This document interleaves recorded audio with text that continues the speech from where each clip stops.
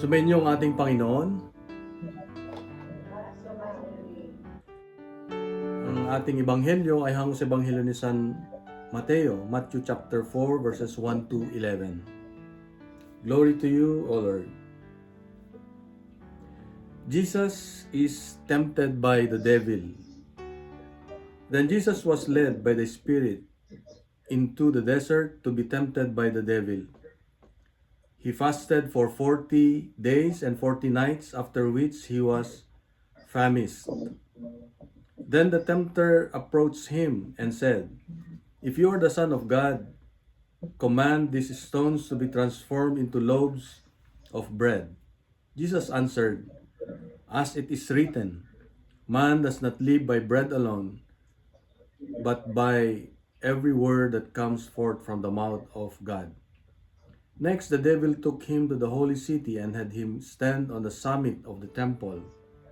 Then he said to him, "If you are the Son of God, throw yourself down, for it is written, He will command His angels concerning you, and with their hands they will raise you up, lest you dash your foot against a stone." Jesus said to him, "It is also written, You shall not put the Lord your God to the test."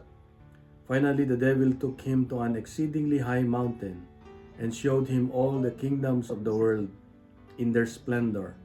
Then he said to him, "All this will I give you if you kneel down and worship me."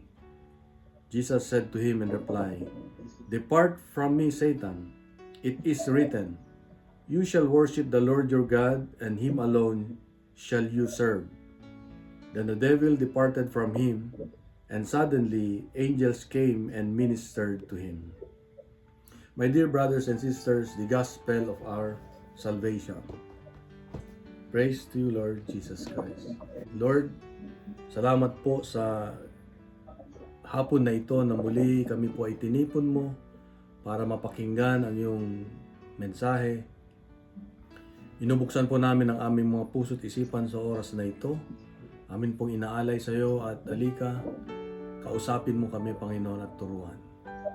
Ang lahat ng ito, Ama, ay aking kailingan, aming kailingan sa iyo sa pamamagitan ng iyong anak na si Jesus, kasama ang Banal na Espiritu Santo, magpasawalang hanggan. Amen. Amen. Tayo po ay maupong lahat at pagnilayan po natin ang ating ebanghelyo. In our life, the moment you decide to get serious with God, yung nagdesisyon ka na maging closer ka kay Lord o mag-serve kay Lord, yan. Life suddenly gets harder. Marami ang takot na maglingkod dahil sabi nila, "Brad, pag naglingkod ako," sabi nila, "mas maraming problema. Pasumunod ako sa Diyos, mas maraming pagsubok." Yun ang narinig natin. Kaya yung iba ayaw maglingkod kay Lord. Kung nagdesisyon ka ngayon na I will pray daily, I will stop this habit, kanyan, mas lalo namang ikaw ay pinuputakte ng pagsubok, ng tukso. Kung gusto mong magdasal, mas lalo ka namang nakakaranas ng mga hadlang sa pagdarasal. Marami kang nagiging kaagaw sa iyong atensyon. At when you decide to forgive, minsan, iinisin ka ng gusto mong patawarin. Kaya, nakaka-stress. Suddenly, yung mga stress natin, nagkakaroon pa ng mga lalong discouragement sa buhay natin. Kaya kung minsan tinatanong natin, is this the sign na I should stop serving the Lord? Or I should not attend the prayer meeting na lang? Wag na lang siguro. Dahil mas lalo namang gumugulo ang buhay ko. Sabi natin. But you know what? It may actually be a sign yung mga pagsubok natin na pag gusto nating lumapit sa Diyos ay dumarating. It does only mean that it is a sign that we are growing. Kung walang nangyayari, hindi ka nag-grow. Ang demonyo, pag kanya-kanya, hindi ka binibigyan ng problema kasi kanya-kanya eh. Pero pag nagdesisyon ka na lumapit kay Lord, ayun na. Mag-aalboruto siya, magdadala pa siya ng kasama para guluhin ang buhay mo, para hindi ka matuloy na lumapit sa Diyos. Yun ang gawain ng kalaman. So, ang ibig sabihin dito, mga kapatid, ay sa Ebanghelyo nakita natin na si Jesus ay bago siya, before he performed miracles, before healings and breakthroughs na ginawa niya, siya mismo ay dinala ng Holy Spirit sa disyerto o sa ilang na lugar. Hindi ang demonyo ang nagdala kay Jesus sa ilang na lugar, sa disyerto, kundi the Holy Spirit mismo. Bakit kaya? Bakit kailang dalhin ni Holy Spirit si Jesus doon? Kung nakinig tayo sa gospel, sinubukan siya ng demonyo na tuksoin. Sige nga, gawin mong tinapay itong bato. Sige nga, tumalong ka. Ibibigay ko lahat sa ito pag lumuhod ka. So lahat ng mga tukso, temptasyon ay ginawa ng demonyo kay Jesus, pero hindi siya, hindi pumalag si Jesus. Sabi niya, it is written. Nasusulat. Kaya dinala ng Banal Espiritu ang Diyos sa ilang na lugar kasi gustong ipakita ng Diyos na hindi kayang hawakan ng demonyo si Jesus, na hindi niya kayang diktahan si Jesus. Kaya doon pa lang napahiya na ang demonyo. Pinakita ni Jesus na mas makapangyarihan siya dahil siya ay Diyos. So ganun din tayo.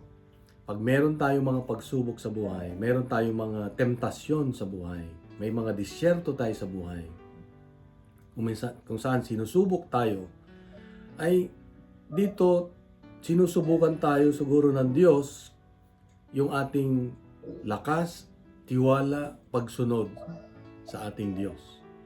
Kaya nga, when you love God, when you serve God, but you still feel dry, yung bang tinatamad ka mag-prayer meeting, yung patay sindi ka sa prayer meeting, yung palitaw ka lang. Alam mo yung pagkain na palitaw, yung kakanin na palitaw. Lilitaw lang yun, tapos saka lang kakainin. Ibig sabihin, hindi ka committed na mag-attend o magsunod sa Diyos. Then the evil one ay tuwan-tuwa. Dahil ayaw niya tayong lumapit sa Diyos. Gumagawa siya ng hadlang. Yeah. So the desert is a preparation for us. Yung mga temptasyon natin, remember, temptation is not a sin. Pero pag bumigay ka sa temptasyon, yun ang kasalanan. Pero nararanasan natin ang temptasyon to prepare us. Yun yung mga disyerto natin sa buhay. Yun yung mga nare-reveal kung sino tayo, kung sino yung pinaglilingkuran natin. And when we are in the desert of our life, it is where we learn and win. Sabi nga. Kaya napaka-importante itong pag-uusapan natin about temptation. Temptation ni Jesus at temptation sa atin. So, gusto kong mag-iwan ng 3 uling letra. Acronym. Tayo mahilig sa acronym para hindi natin makalimutan. Ang acronym natin ngayon ay TAP. TAP. TAP. T as in Tommy, A as in Apple, and P as in Peter. Sa una, letrang T, ibig kong sabihin ay temptation reveals what controls you. Pag tayo ay, temptation reveals what controls you, what controls us. Pag tayo ay natutukso, lumalabas kung sino nagkokontrola sa buhay natin. Diba? Nung sinabi ng demonyo kay Jesus, sige nga, gawin mong tinapay itong bato. Ang temptasyon ng diablo kay Jesus ay komportable. O di ba yun yung palagi niyang binubulong sa atin. Di ba sabi niya, Hindi mo deserve ang ganyang treatment. Deserve mo ito. You deserve a better life. Treat yourself. Punta ka dyan, mag-sauna-sauna ka. Maglakwatsa ka. Huwag ka na mag-prayer meeting. Mas komportable doon sa labas. Di ba? Yun ang bulong ng kalaban. Yun ang bulong ng demonyo kasi ang offer niya sa atin ay comfort. So, kailangan mo magtrabaho. Sabi mo, ayaw mo pang gumising. Lord, malamig eh. 10 minutes pa. Yeah, pinapatay mo yung alarm. 10 minutes pa. Mamaya, late ka na. Kaya nga, ang kalaban natin, ang kalaban, ang demonyo, the enemy attacks when we are tired. Pag tayo ay pagod na pagod, dyan siya malakas. Dyan siya pumapasok sa atin. Kaya mag-ingat tayo. Pag pagod na pagod ka na, yung kunwari, pagod ka na sa katatrabaho abroad, ganyan. Ako na lang lagi. Gagalit ka na sa kapamilya mo. Yung demonyo tuwan-tuwa kasi, sige, magalit ka pa, sige pa. Mamaya, nakapagsalita ka na ng masakit, hindi na mabawi. Kapatid mo, hindi ka na kinakausap pag uwi mo. Yung nanay mo, nagkasakit na, namatay na sa sama ng loob. Bakit? Kasi ang demonyo, ang gusto niyang bigay sa atin ay comfort daw, pero hindi naman totoo. Kundi problema. When we are hungry, malakas ang demonyo. Kasi alam niya, nagutom ka. Sige, kumain ka pa ng matatamis. May gamot ka naman, may gamot ka naman. Sige lang, uminom ka pa. Meron ka namang gamot. Pag tayo ay gutom, pag tayo ay bumigay, yun ang gusto ng demonyo. And when we are emotionally weak, mare, na-break ka ng yung boyfriend. So, emotionally weak ka. O yan, papasuko ka na ng demonyo. Tetem ka niya. O, palitan mo yan, dalawa. O, di, lalong gumulo ang buhay. Hindi na maganda yung nangyayari. You know, when we have yung comfort na binibigay ng demonyo sa atin na pangako niya, hindi naman nangyayari, ay bumigay tayo. Nawawala yung commitment natin. Commitment saan? Commitment sa buhay natin, commitment sa mga mahal sa buhay, commitment natin sa Diyos. Kaya it's very important na alam natin na ang temptasyon ay paraan lamang para malaman kung sino nga ba ang nagkokontrola sa buhay natin. Temptation is not a proof that you are weak, but it is a proof that you are growing. Sabi nga. And temptation is a part of our spiritual battle. Kasama yan. Kasi hanggat nandito tayo sa mundo, palaging may temptasyon. Dito, nag-aaway yung spiritual natin. Yung mga hindi natin nakikita, kaaway.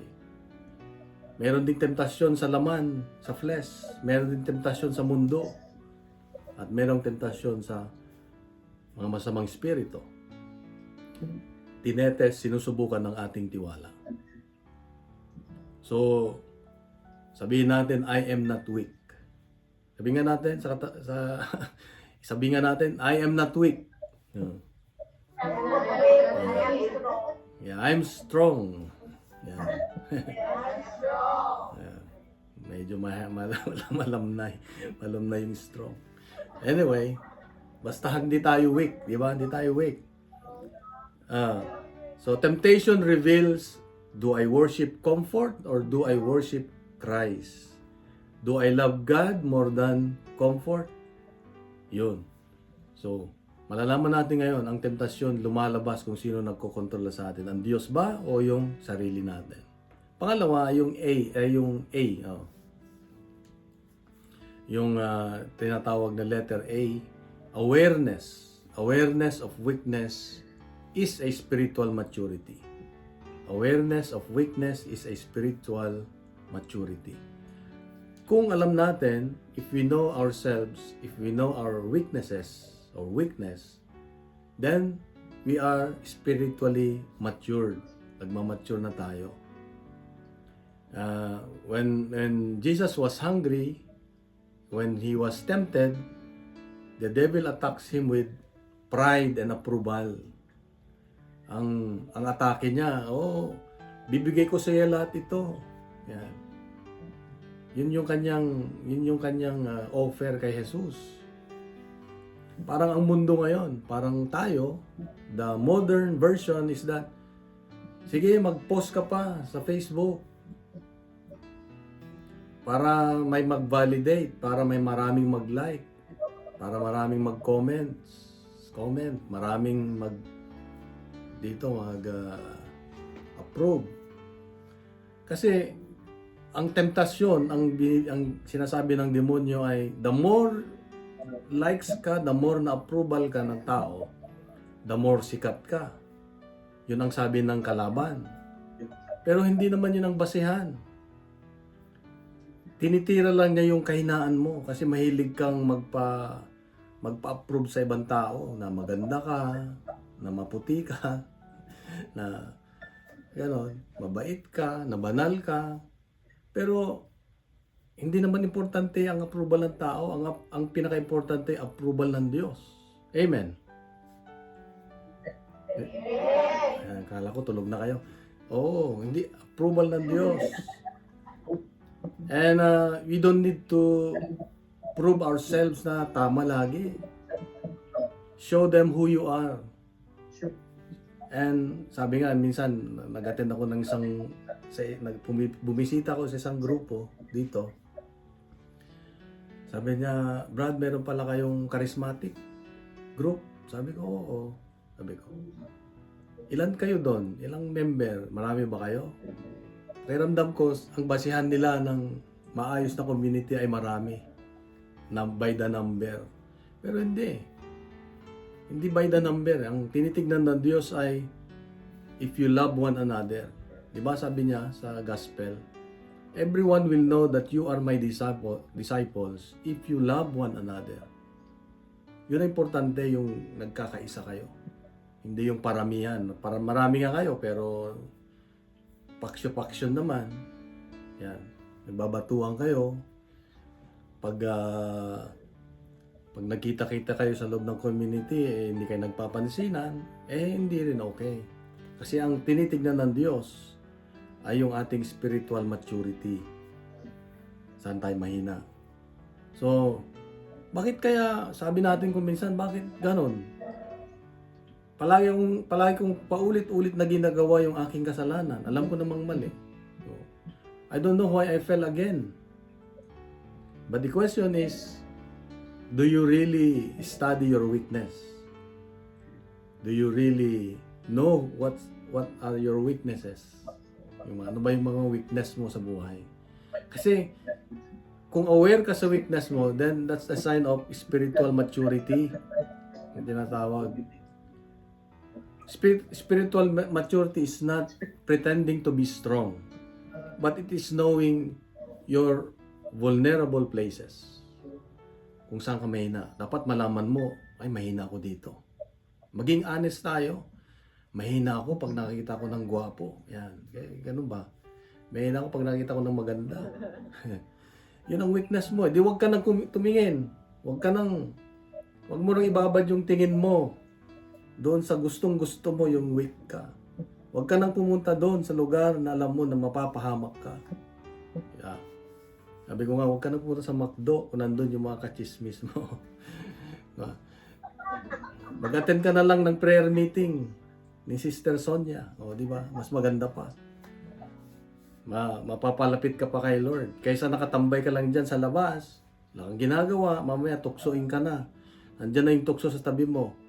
Hoy, alam mo ba? O, magandang puntahan yun. Marami kang mabibili doon. Try mo kaya. O, di ba? Tukso na. Kung kay Lord ka, nandiyan ka sa prayer meeting, matutukso ka ba? Hindi. Ang tukso nasa labas. Hindi makapasok. So we need to be honest to ourselves. We need to be aware. Kung saan ka mahina, huwag kang pumunta doon. Kung saan ka mahina, huwag mong gagawin. Dahil mapapahamak ka. Bakit ko sinasabi yan? Kasi napagdaanan ko rin. Maraming beses na ako rin ay na-attempt na mga dapat yung mga weakness ko. So ngayon alam ko na yung technique. Anong technique? Huwag kang pumunta doon. Takbuhan mo yung mga lugar na yun. Kaya hindi tama yung awitin ni Eva Eugenio na, "O tukso, layuan mo ako." Hindi totoo. Ang tukso hindi lumalayo. Ikaw dapat lumayo sa tukso. Kaya God has given us the freedom to choose the good thing.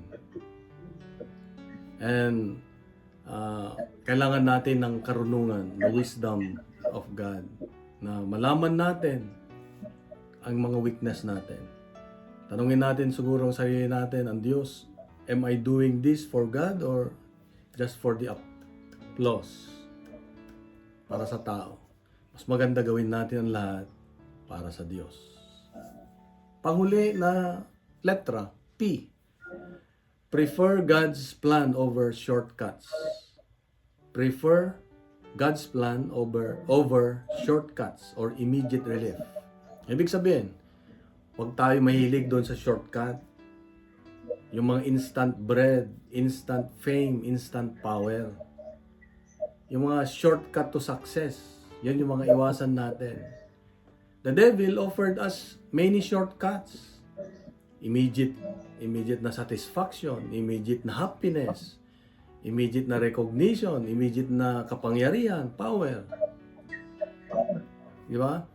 Kaya nga sa Pilipinas nagka-problema sa flood control scandal kasi maraming tao, may mga tao na gusto nilang immediate na maging mayaman. Kaya in the expense of the poor people, nagawa nila yun.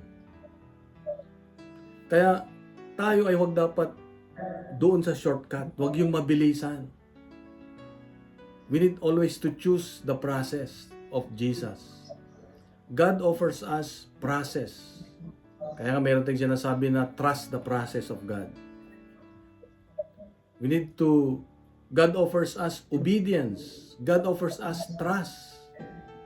Dapat yun ang mga dapat nating tandaan. Kunwari, nagpa-process ka ng papers mo dyan sa Japan, papuntang Japan, o papunta kung saan, huwag mong pabilisan. Huwag mong sabihin, "Lord, ang bagal naman, bilisan mo naman, oh."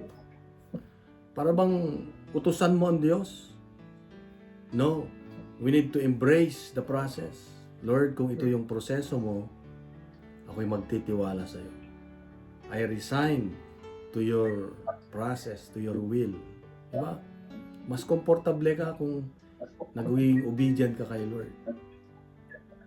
So, kahit sa relationship, wag yung shortcut na relationship. Wag yung mabilisan. Wag yung kakikita mo pa lang, ikaw na ang aking mapapangasawa.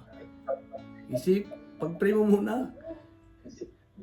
Pag-aralan mo muna, sabi mo muna kay Lord, ano ba, siya ba Lord? O meron pang darating? Ganun. Hindi yung instant. Hindi ka, huwag ka magmadali. Even financial shortcuts, wag. So, wag nating i-compromise. Wag nating compromise yung integrity natin. Lalo na sa mga gusto natin sa buhay. Sa trabaho, mga promotion, ganyan.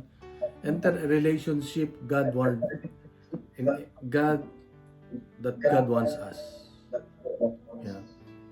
So, ang paalala na Diyos sa atin ay a shortcut can cancel our destiny.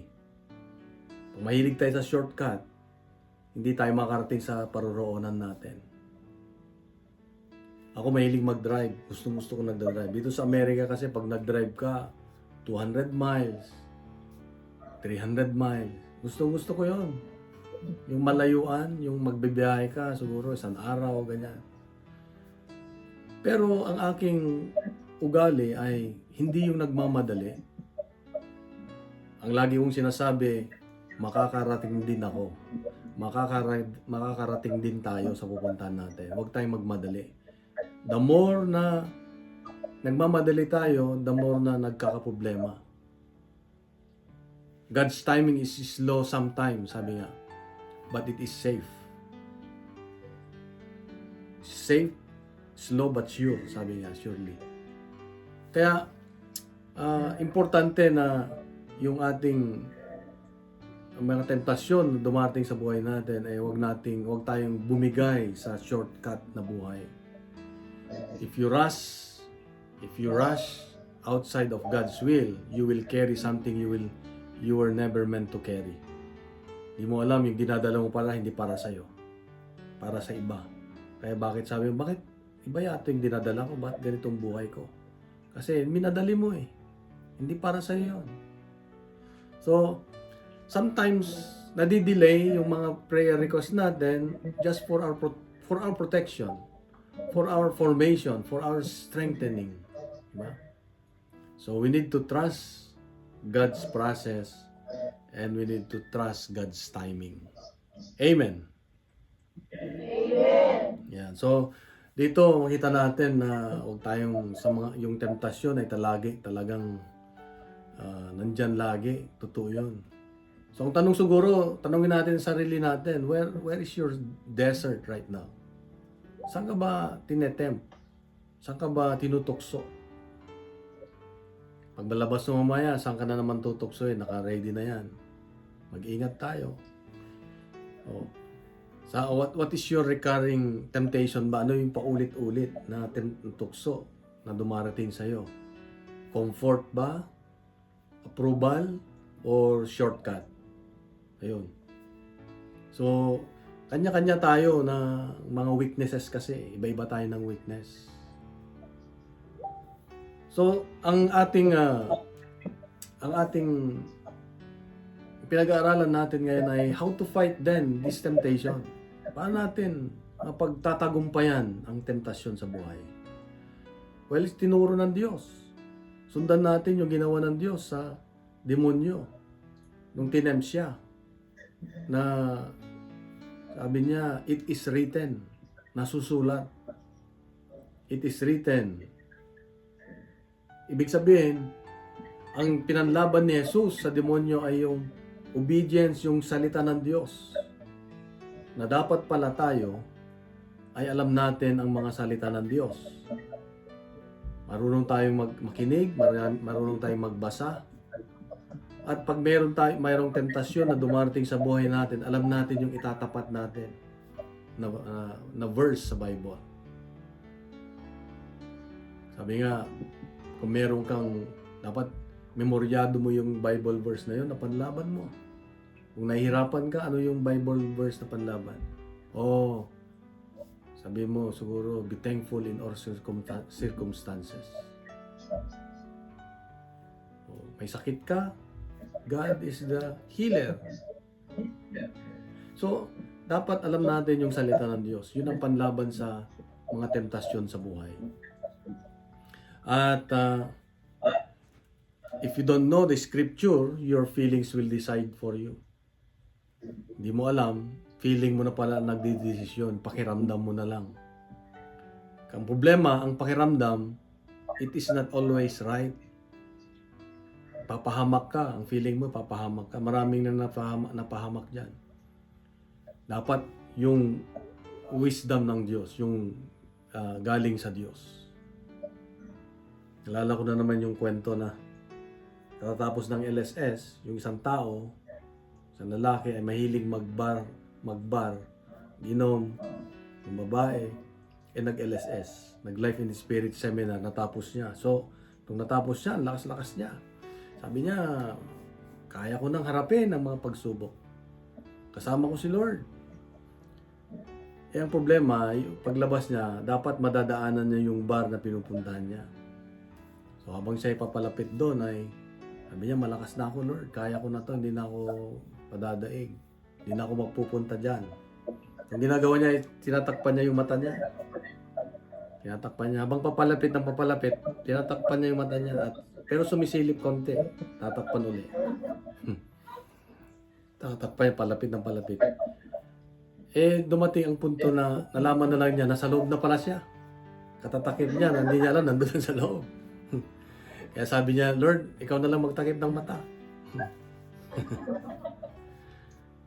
So tayo po ay, ang temptasyon ay laging nandiyan sa tabi natin. Nasa sa atin kung bibigay tayo o hindi. Ang kailangan na natin ay turo ng Diyos na niya ay pagbigyan natin ng amin. At ang unang inatake kay Jesus, alam niyo ba yung sinabi ng demonyo, if you are the Son of God, kung ikaw ay anak ng Diyos. Tatlong ulit niyang sinabi. Ibig sabihin, ang unang atake ng demonyo ay yung tayo, yung identity natin. The enemy will always attack identity, our identity. Sabi niya, oh, totoo, nagpe-prayer meeting ka na, kilala kita, oh, kilala ko ang buhay mo, ganyan. Kilala ko ang mga pinaggagawa mo. Demonyo, gano'n. Sisirain niya yung loob mo at gagamitin niya yung nakaraan mo, yung identity mo, yung buhay mo. Pero huwag kang bibigay. Dapat alam mo na ikaw ay anak ng Diyos. Kung ikaw tinatawad na ng Diyos, kung ikaw ay humingi ng tawad sa Kanya, malinis ka na. Ang pagmamahal ng Diyos ay mas higit kaysa iyong mga kasalanan, kaysa sa ating mga kasalanan. Tandaan natin yan. Ang pagmamahal ng Diyos ay bago pa man nangyari yung mga bagay na pinagagawa mo, pinapatawad ka na ng Diyos. Hinihintay ka na ng Diyos Ama sa pagbabalik mo. Kaya wala kang karapatan ang demonyo na sabihin sa'yo. Wala kang karapatan na mag-prayer meeting. Sabihin mo, hindi. Ako ay anak ng Diyos. Mahal ako ng Diyos. Pinatawad ako ng Diyos. Kaya wala, ikaw ang umalis dito. So alam natin na ang temptasyon ay nasa tabi-lagi natin. Ngayong panahon ng Quaresma, kaya nilagay ng simbahan natin itong The Temptation of Jesus para ipalala sa atin na isang pamamaraan ng demonyo ay discourage tayo na maging maayos ang ating selebrasyon sa panahon ng Quaresma. Para i-discourage tayo na huwag bumalik sa Diyos. Lent is going back to Jesus, going back to God. A time for God ang binigay sa atin. A time with God. Amen. Okay, pahinahantay na yung amen nyo tayo. Samahan nyo na ako sa badasal para magising na kayo sa kalagamat ng anak ng Espiritu Santo. Amen. Lord Jesus, muli ay pinakita mo sa amin na yung mga pagsubok, yung mga tukso na nangyari sa ilang na lugar ay napagtagumpayan mo dahil naging masunurin ka sa iyong Ama. You obey and you trust Him. At nawa kami rin po ay magawa namin iyon. Na lagi kaming nagtitiwala sa iyo at sumusunod sa iyo. Kaya bigyan mo kami ng lakas upang ito ay mapagtagumpayan namin. Lahat ng ito, Ama, ay aking kailingan sa iyo. Sa pamamagitan ng iyong anak na si Jesus, kasama ang Banal na Espiritu Santo, magpasawalang hanggan. Amen. Sa ngalan ng Ama, ng Anak, at ng Espiritu Santo. Amen. Amen.